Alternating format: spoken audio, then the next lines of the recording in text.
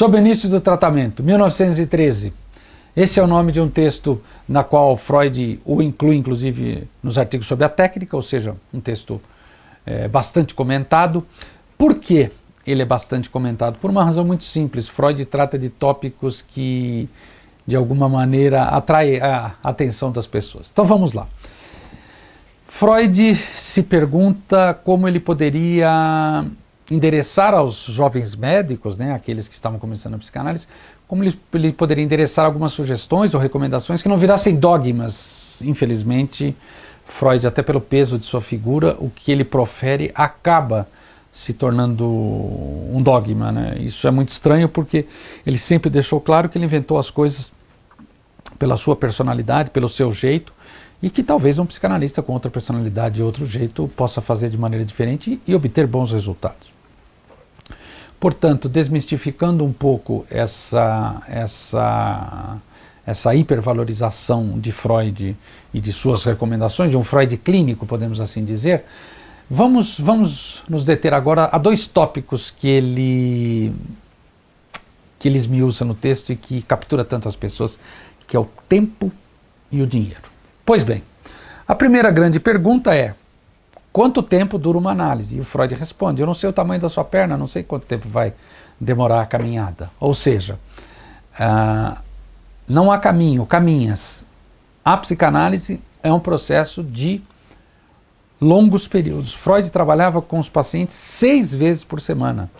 Apenas no domingo eles não se encontravam, algo que é absolutamente impensável nos dias de hoje. A maioria das frequências hoje é 1 vez por semana ou, na maioria dos casos, 2 vezes por semana. Raramente 3 ou 4 vezes por semana. É bastante raro encontrarmos casos que obedeçam a essa frequência. Uma outra questão relacionada ao tempo das sessões. Afinal, de onde saiu essa questão dos 50 minutos? Freud destinava 1 hora a cada um dos 8 pacientes e ele começou a receber mais indicações, ou seja, ele tirou 10 minutos de cada paciente, então a cada 8 pacientes, ou 6 pacientes no caso, ele teria 1 hora a mais. Ou seja, ele conseguiu atender mais pacientes na mesma carga horária. É curioso como depois um psicanalista famoso chamado Jacques Lacan ressignificou toda essa questão do tempo e também do dinheiro, mas é interessante pensar como Freud deixa claro nesse momento a importância de pensar o tempo.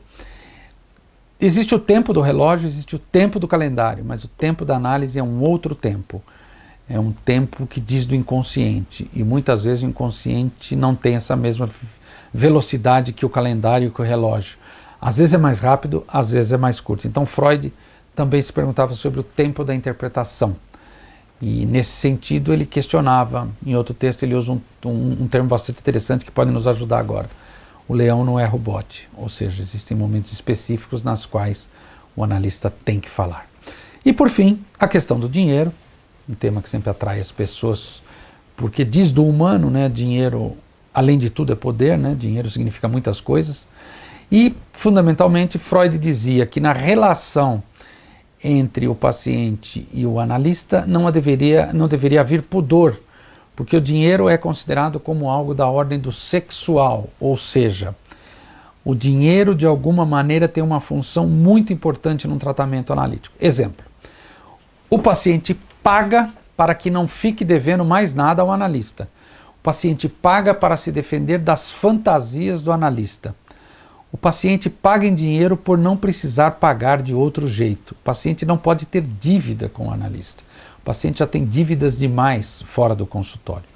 E ao analista, ele também, de alguma maneira, precisa saber lidar com dinheiro. Essa é uma questão pouco falada.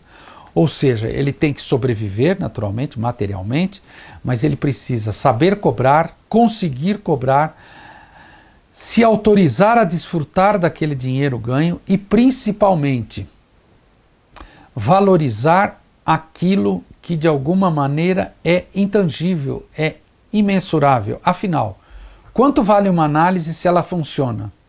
Provavelmente muito mais do que aquele valor monetário estabelecido nas notas.